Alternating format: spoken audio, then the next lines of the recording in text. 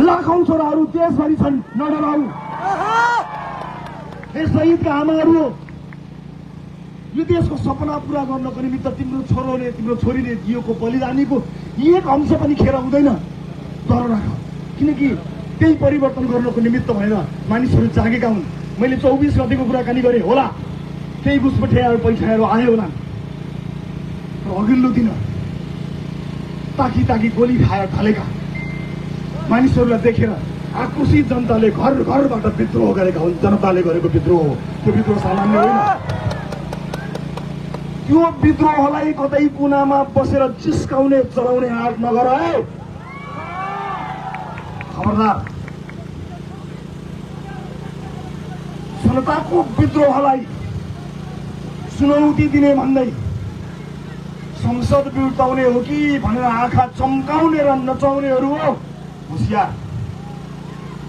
शहीदको रगत अझै सुकेको छैन, शहीदकी आमाको आँसु अझै ओभानो भएको छैन। खबरदार, धेरै आँखा नचम्काउनु होला।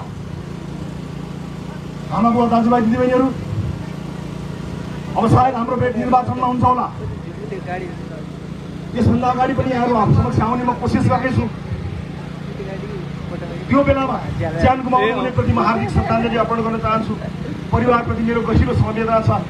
घाइते साथीहरू हो, तिमीहरूको शरीरभित्र अहिले पनि गोलीका छर्राहरू छन् होला, चिन्ता नगर्नु।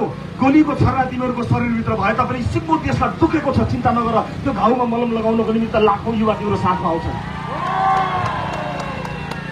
आज हेर्दा तिमीहरू छरिएको जस्तो देखियो चरा। हामी एक ठाउँमा छुट्याउँछौँ, तिमीहरूलाई एक ठाउँमा ल्याउँछौँ, छरिनु पर्दैन, एक ठाउँमा ल्याउँछौँ। जेएनजी अभियन्तादेखि नयाँ जति पनि साथीहरू हुनुहुन्छ सबैलाई एकै ठाउँमा ल्याउनको निमित्त राष्ट्रपाले पहल गर्नेछ। तपाईँको रवि लामिछानेले पहल गर्छ, चिन्ता नगर्नु। त्यसका लागि आफ्नो पद, आफ्नो कुनै पनि कुरा के गर्नुपर्छ त्यसको लागि मैले आज होइन हिजै भनिसकेको छु। त्यसैले म सुरक्षा निकायका साथीहरूलाई आफ्नो दिलो ज्यानले सुरक्षामा खटिनु भएकोमा धन्यवाद दिन चाहन्छु। हो, हताहतका क्रममा कयौं प्रहरी साथीहरूको पनि ज्यान गयो, उनीहरूले शहादत प्राप्त गरे।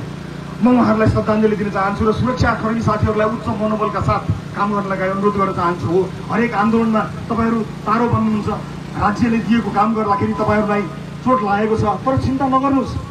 आजसम्म तपाईँले भ्रष्टाचारको आहालमा डुबेकाहरूलाई जबरजस्ती सलाम गर्नु पर्यो, अब तपाईँले भ्रष्टाचारको आहालमा डुबेकाहरूलाई चाँडै सलाम गर्नुपर्ने छैन।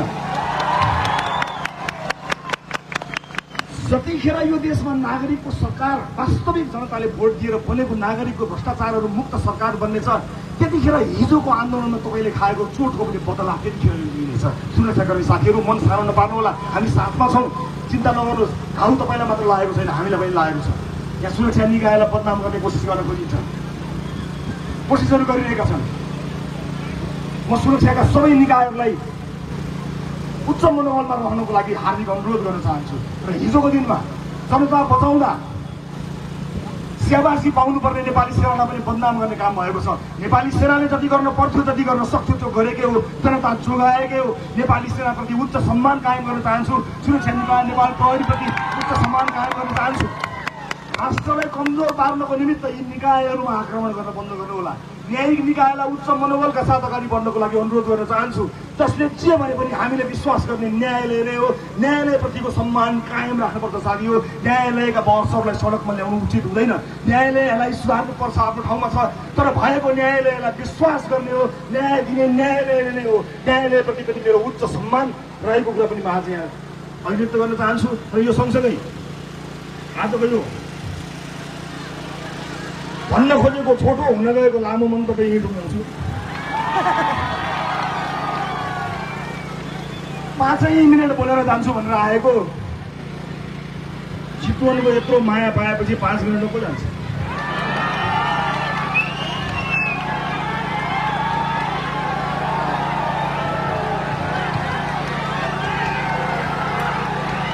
अब नआउनु राजनीतिमा आइहाल्यो, नआउनु राजनीतिमा आइहाल्यो। आइसकेपछि 5 मिनटमा को जान्छ?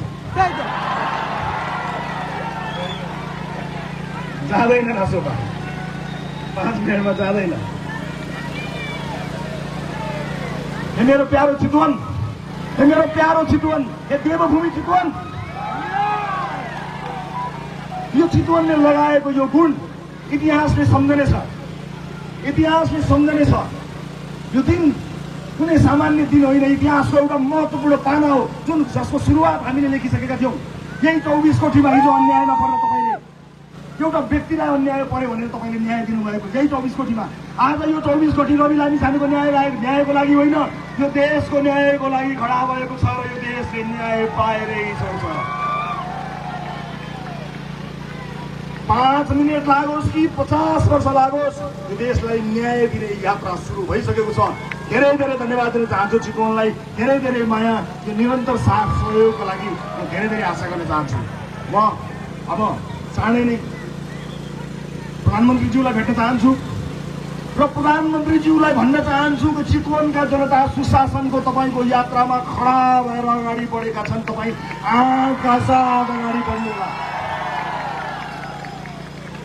र यो पनि भन्न चाहन्छु, आँट गर्नु भएन, तर्सिनु भयो, डराउनु भयो, खुट्टा कमाउनु भयो भने हामीले त माफ गर्ला, इतिहासले माफ गर्नेवाला छैन। त्यसैले सुशासनको शर्तसहित सुशासन कायम गर्नुहुन्छ भन्ने विश्वास सहित म प्रधानमन्त्रीजीलाई चाँडै भेट्नेछु र भएका कुरा चितवनमा आएर फेरि पनि भन्नेछु। सबैजनालाई म धेरै धेरै धन्यवाद दिन चाहन्छु। 18 समयमा तपाईँले मलाई आशीर्वाद दिनुभएको छ। म जेल पर्दा आफ्नो छोरो नाति जेल परे जसरी तपाईँले भाकल गर्नुभयो, रुनुभयो, आँसुका धारा बगाउनु भयो, आशीर्वाद दिनुभयो, मैले भुलेको छैन। मैले भुलेको छैन तपाईँले दिनरात प्रार्थना गर्नुभएको, मैले भुलेको छैन तपाईँले यहाँ लाठी गोली खानुभएको, मैले भुलेको छैन केही पनि। मैले भुलेको छैन जेलका साथीहरू बीच सडकमा न्याय माग्दाखेरि, सुशासन माग्दाखेरि ढलेको मैले भुलेको छैन। संसदमा आउँदा हामीलाई अपमान गरेको मैले भुलेको छैन। ताकि टाउको र छातीमा गोली हानेको हामीले भुलेका छैनौँ, मैले भुलेको छैन। हस्, आजलाई यति नै। अर्को पटक फेरि आउँछु। यहाँहरू सबैको जय होस्। जय घन्टी।